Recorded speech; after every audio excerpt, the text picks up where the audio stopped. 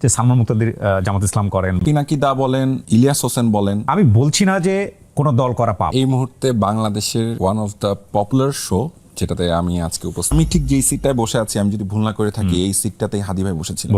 কেউ যদি রুমে এসির মধ্যে মারা যায় আর কাউরি একদম গুলি করে মেরে ফেললো, আমার ভাইটা কি করছিল? কবরেই তো যাবে। তার মাথায় গুলি করে দিলেন। আর ব্যাপারটা তো এমন না যে যে এসির মধ্যে মারা গেল তার মৃত্যু কষ্ট কম। I am so proud of it. একটা ইনসাফের পক্ষে দাঁড়ানোর কারণে আমার এই মৃত্যুর মধ্য দিয়ে আল্লাহ তোমার মাফ করে দিতে পারে। কখন আমরা ওই যে একটা আমাদের অন্তরে তিনি অসীম সাহস নাজিল করেছেন, অসীম সাহস ভাই। এক মৃত্যু লক্ষ কোটি মৃত্যু ভয় দূর করে দিয়েছে। আমাকে আল্লাহ যদি আবারও দুনিয়ায় পাঠায় আমি কয়টা জিনিস চাবো? এটাও আমি বলতে চাই। উনি বলছেন যে কেউ বাড়িতে থাকতে পারবে না, বাইরে থাকতে পারবে না। আপনি স্বাধীন দেশে এই কাম করতে পারবেন না তো এখন পোলাপানের সাথে, যারা এক একটা বিষয়ে ভীষণ স্কিল। আপনি এইভাবে ডিল করবেন না। এদেরকে আপনার আদর করে ভালোবেসে সুন্দর করে লজিক্যালি বুঝাইতে হবে। হাজার হাজার গুমের সাথে একটা গুম শুধু নিজের পরিবারের সাথে রিলেট করেন। আপনি তেরে মেরে দান্ডা করে দিবেন ঠান্ডা, ওই দান্ডা উল্টা নিয়ে ঢুকাই দিবে। বাকশালী সংবিধান যেটার মাধ্যমে অটোমেটিকলি ফ্যাসিবাদ কায়েম হবে আবারও। আপনার কি তারেক রহমানকে সম্মান করছেন? তারেক রহমানকে এটা আপনাদেরকে করতে বলছে? আপনি কিসের সাথে কি মিলাচ্ছেন? সেই ভাইকে আপনি বলছেন এখন গুপ্ত। এর মানে আমাদের যে মনস্তত্ত্ব, সেই মনস্তত্ত্ব ভাঙতে হবে। আপনি কোনোভাবেই দেশে শান্তি প্রতিষ্ঠা হতে দিবেন না। এইবার যদি ভালো কিছু না হয়, ভিতরে রক্তক্ষরণ হয়, আমাদের কষ্ট হয়, অসম্পূর্ণ বিপ্লব তার স্ফুলিঙ্গ যে রয়ে গেছে, তারা আপনাদের হাঁটুর বসে হতে পারে, কিন্তু বুদ্ধিতে ওরা অনেক আগে। আমাদের একটা দীর্ঘ লড়াই লাগবে। বিশ্বাস করেন, একটা দারুণ ঘটনা ঘটছে যে প্রত্যেকটা সেক্টরে বাংলাদেশপন্থী ছেলে, বাংলাদেশপন্থী মেয়ে পৃথিবীর প্রতিটা প্রান্তে সব থেকে যোগ্য হয়ে উঠেছে। আমি সেটা বুঝতে পারছি। আমি অনেক বেশি প্রো বাংলাদেশি হয়ে উঠছি। জনতার নতুন সংসদ, নতুন সংবিধান প্রণয়ন করবে। আমি আপনার কাজের অনেক বড় ফ্যান। শুরুতে আমি বলছিলাম আপনার প্রত্যেকটা কাজের মধ্যে একটা মেসেজ থাকে, which is very very beautiful. এবং আরেকটা বিষয় আমি আপনাকে অ্যাডমায়ার করবো, বাংলাদেশের অসংখ্য মানুষ আপনাকে অ্যাডমায়ার করবে, সেটা হচ্ছে আমরা দেখেছি 24শে যে জুলাই, যে আমরা গণঅভ্যুত্থান বলি বা আন্দোলন বলি, যেটাই বলি না কেন, সেখানে আপনি খুব স্ট্রংগেস্ট ভূমিকায় ছিলেন। লাইক আপনাদের অঙ্গনে যারা ভূমিকায় ছিল তাদেরকে তো অবশ্যই আমরা অ্যাডমায়ার করি, কিন্তু আপনাকে আমি বলবো খুবই স্ট্রংগেস্ট একটা ভূমিকায় ছিলেন। জনাব তারেক রহমান আমাদের প্রধানমন্ত্রী, উনি বাংলাদেশে যখন প্রথম প্রত্যাবর্তন করেন, তার ছোট ভাইয়ের কবর জিয়ারত করার আগে শহীদ ওসমান হাদির কবর জিয়ারত করেছে। তো এই যে একটা সোনালী সুযোগ আমরা পেয়েছি, এটাকে কেন মিস করতেছি ভাই? কারোর মতের সাথে আপনার মিলেন না কারণে তাকে আপনি জালিমের মতো তার সাথে আচরণ করবেন, তাকে চারিদিক থেকে আপনারা ঘিরে ধরবেন। এই সুবিধা নিবে কারা? ভারতীয় আধিপত্যবাদ নিবে। বাংলাদেশে দলের বাইরেও আমি দুজনকে অলওয়েজ স্বাধীনতা সার্বভৌমত্বের একটা প্রতিচ্ছবি হিসেবে চিন্তা করি। একজন হলেন শহীদ জিয়া আর একজন বেগম জিয়া। এটাই তো আমাদেরকে ইন্সপায়ার করছে। আমি কেন বিএনপি? আফসোস হলো বিএনপি বাংলাদেশের এত বড় দল, শহীদ জিয়ার মতো একজন মানুষকে নিয়ে আইকনিক 3টে উপন্যাস নাই। 5ই আগস্ট পরবর্তী সময়ে উনি একটা কার্টুন শেয়ার করেছিলেন, ওনার ব্যঙ্গচিত্র, হুইচ ইজ ভেরি গুড। বিবিসিতে একটা ইন্টারভিউ দিয়েছিলেন উনি। যেই ঘরে আমার বাবার স্মৃতি ছিল, আমার মায়ের বহু স্মৃতি ছিল, যেখানে একটা ইমোশনাল পার্ট ছিল ওনার জার্নি। যারা জুলুম করেছে তাদের তো বিচার হতে হবে। সেটি ব্যক্তিও হতে পারে, সেটি দলও হতে পারে। প্রমিস করেন ওখানে যে উনি যেভাবে হোক এটার বিচার হবেই। যারা এসবের হুকুম দিয়েছে তাদের প্রত্যেকের বিচার হতে হবে। আপনি এটা যদি ঘোষণা দিতে পারেন তাহলে বাংলাদেশের মানুষ সত্যিকারের একটা সার্বভৌম বাংলাদেশ গড়তে পারবো। এটাই নতুন বাংলাদেশের প্রমিস। আসসালামু আলাইকুম কিবরিয়া ভাই, thank you for the compliment. And আমার খুব ভালো লাগছে যে এই মুহূর্তে বাংলাদেশের one of the popular show, আলহামদুলিল্লাহ, যেটাতে আমি আজকে উপস্থিত এবং ফাইনালি সেটা হলো, এবং আমি the one and only Kibria ভাইয়ের সামনে বসে আছি, কথা বলছি। না, অসংখ্য আমি আপনাকে অ্যাডমায়ার করছি আপনার কাজের জন্য, আপনার যেই কাজগুলো হয়েছে সেগুলোর জন্য। এবং আমি যে কেমন আছি যদি বলি, আমি বলবো আল্লাহর অশেষ রহমতে আলহামদুলিল্লাহ। আলহামদুলিল্লাহ। জি, আমাদেরকে যে অবস্থায় রাখেন না কেন সর্বাবস্থায় আলহামদুলিল্লাহ। বান্না ভাই, আমি আসলে সাধারণত যেটা করি যে একজন মানুষের অটোবায়োগ্রাফিকে এখানে পোর্ট্রে করার চেষ্টা করি। লাইক আপনার ছোটবেলা, আপনার কাজ, সমস্ত কিছু নিয়ে আমরা হয়তো ক্রোনোলজিক্যালি আগাতে পারতাম, ডেফিনেটলি সময় থাকলে আমরা সেদিকে যাবো। কিন্তু রিসেন্ট কিছু ইস্যুস যেটা আমি একটু শুরুতেই অ্যাড্রেস করতে চাই। আমি যখন আপনাকে একটু স্টাডি করছিলাম, যখন আমি মনে হলো যে আমি আপনাকে ইন্টারভিউ করবো, তখন রিসেন্ট যে বিষয়টা আমার কাছে খুব লাইক বান্না ভাই নামে সার্চ দেওয়ার পরে ফেসবুকে বা অন্যান্য প্ল্যাটফর্মগুলোতে বেশ কিছু আমি এটাকে কি বলা যেতে পারে, স্টিকার বা ছবি পেয়েছি যেখানে আপনাকে গুপ্ত বলা হচ্ছে, the word I can quote গুপ্ত। এবং এই গুপ্ত ওয়ার্ডটা সোশ্যাল মিডিয়াতে এখন খুবই যাকে তাকে ট্যাগ দেওয়ার একটা টেন্ডেন্সি আমি দেখতে পাচ্ছি, যেখানে আপনাকে খুবই ট্যাগ দেওয়া হয়েছে। আপনি এই স্টোরি কিছু বলতে চান?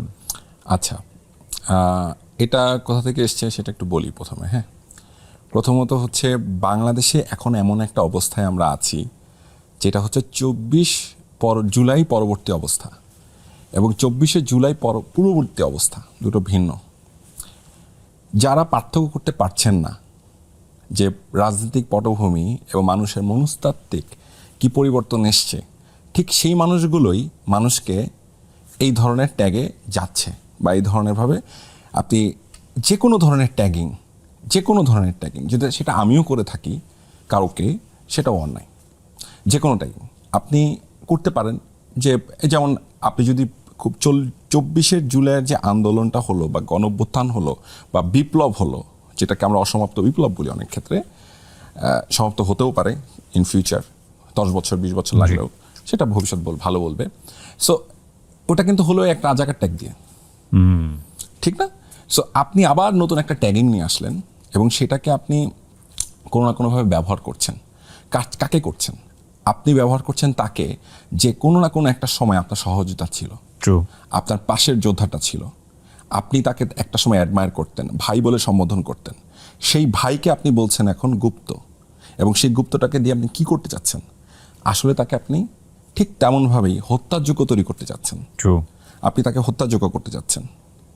আমি কথাটা কেন বলছি, এখন আপনি বলতে পারেন যে এটা তো অনেকেই অনেকভাবে বলে, বড় ছোট অনেক লেভেলের, কিন্তু কেউ বুঝে বলেন, কেউ না বুঝে বলেন। কিন্তু যারা বুঝে বলেন তারা সত্যি সত্যি অনেক বড় অন্যায় করছেন।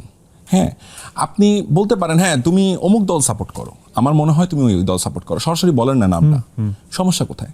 হ্যাঁ, আমি যদি ওটা না করে থাকি তাহলে আমি ডিবাং করবো না, আমি এটা করি না, তুমি ভুল বুঝছো আমাকে। কিন্তু তুমি যখন ওই রাজাকার ট্যাগিংয়ের পাশাপাশি আরেকটা ট্যাগ তৈরি করছো, তখন তুমি আসলে বেসিক্যালি কি করছো? তুমি আসলে বেসিক্যালি বা আপনি কি করছেন? আপনি আসলে যেটা করছেন আরেকটা মানুষকে হত্যাযোগ্য করে তুলছেন। আপনি চাচ্ছেন যে ঠিক এইভাবেই, যে ওই যে একটা সময় বলতো না, একটা অমুক ধরে হ্যাঁ, আপনি কয়েকদিন পর আবার কি ওইটাই বলবেন স্লোগান দিয়ে যে একটা করে গুপ্তধর ধরে তাহলে আমাকে বা আপনাকে বা আরেকজনকে, ক্যামেরার পেছনে যে ভাইটা আজকে গুপ্ত ট্যাগ খাচ্ছে, সে যদি হয় তাহলে কি আপনি সেই দায়িত্ব নেবেন? তাহলে আপনি সেই হত্যাকারী, আপনারা সে হচ্ছেন।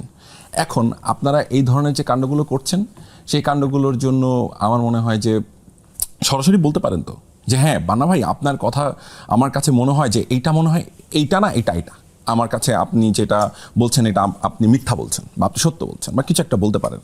কিন্তু আপনি ট্যাগিংয়ে যাচ্ছেন কেন আবারও? সেই ট্যাগিংয়ে যদি যান সেটা তো ভালো কিছু হবে না। দেখেন, আমিও বুঝে না বুঝে মাঝে মধ্যে কিন্তু ট্যাগিং করে ফেলি, কিন্তু আবার পরক্ষণে যখন আমি বুঝি যে ট্যাগিং করাটা আসলে অন্যায়, তখন কিন্তু আমি নিজেকে আবার সম্বরণ করি, কেননা প্রত্যেকটা মানুষের মধ্যে ফ্লস থাকে।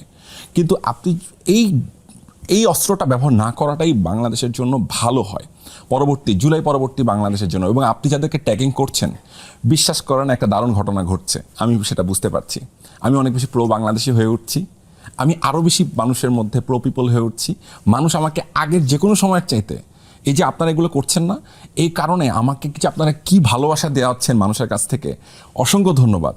আমি এটা একটু উল্টা করেই বলি, আপনারা এই ট্যাগিংটা আরও বেশি আমাকে করেন, যাতে আমি আরও প্রো পিপল হতে পারি, আমি আরও প্রো বাংলাদেশি হতে পারি, এবং আপনাদের মতো ইতর বদমাশদেরকে আমি চিনতে পারি।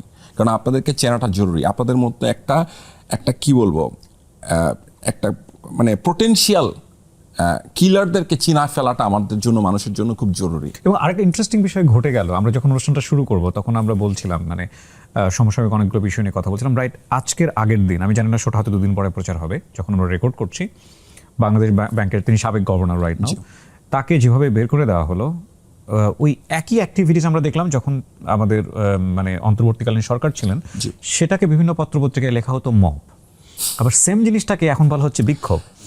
জনরোষ হয়ে যাচ্ছে, এখন আবার বিক্ষোভও হচ্ছে, জনরোষও হচ্ছে। তার মানে বিষয়টা হচ্ছে কি, আপনি শব্দের খেলা খেলছেন এখানে, যে শব্দের শয়তানি বলি আমি এটাকে, শব্দের শয়তানি। আপনি শব্দের শয়তানি করছেন। আপনি একই কথাই হয়ে যাচ্ছে মব, একই কথাই হচ্ছে বিক্ষোভ, একই কথাই হয়ে যাচ্ছে জনরোষ, যখন আপনার যেটা প্রয়োজন। তাইলে এটা কেন মব হবে না?